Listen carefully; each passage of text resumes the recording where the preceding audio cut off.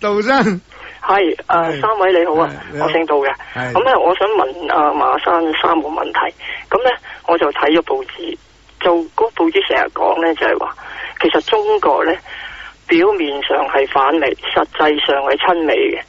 根本我而家睇好多中國嘅軍備咧，係模仿緊美國嘅嘢嘅。你睇佢嗰啲坦克車嗰個形狀，好似 M1A2 啊或者 M1A1 咁嘅。佢自己而家戴緊嗰啲軍隊嗰啲頭盔咧，都係美國佬首先學呢個德國佬頭盔，佢跟住就開始中國都做緊呢種頭盔啦。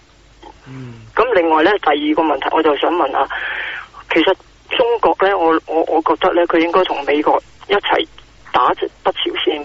將佢瓜分咗佢之後，搞掂咗啦，同美國傾，一人要一半，即係點樣都好。咁啊，咁都好啲。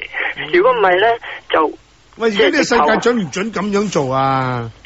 即係我意思係話，佢中國咁樣講好咗之後，跟住就由南韓去統一咗佢之後咧，咁就起碼有兩股勢力，佢可能都喺度啊嘛。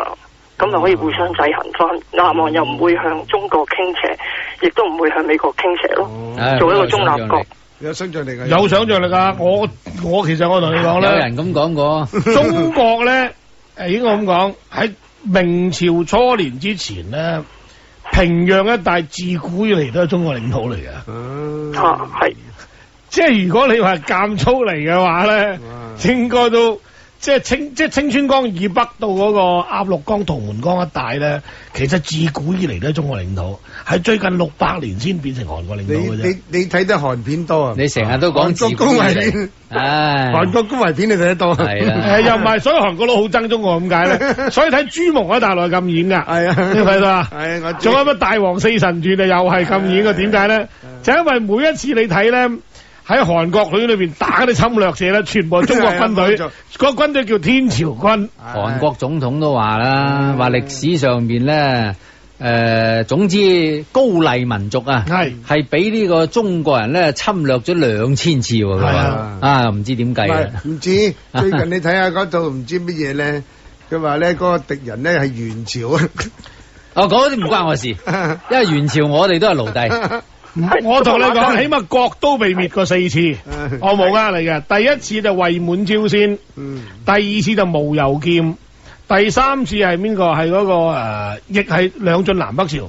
不過第4次就最清楚啦，就係唐太宗打高句麗打唔落嚟，其實由個仔唐中宗咧就征服咗朝鮮嘅，就將佢收為中國。因為佢最衰內亂啊嘛，佢衰內亂啊。係啊，因為朝鮮嗰陣時最好打嘅個人叫袁蓋蘇文啊嘛。係，我仲想問阿馬生，佢就對於呢個中國咁親，即係好似同其實根本好親美嘅。邊個同嘅睇法係點咧？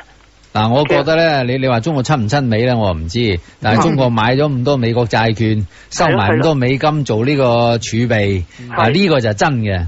咁啊，你攞住咁多錢咧，不知不覺都會對佢即係大家利益已經係溝埋一齊啦。搭隻船冇能力去沉嘅。但係你話學美軍嗰啲坦克咧，應該係冇嘅，因為美國個法律好嚴格，即係除非你自己偷橋或者山寨廠。如果你話美國輸送啲武器嘅呢個科技俾你咧，係犯法嘅。啱拉咗個。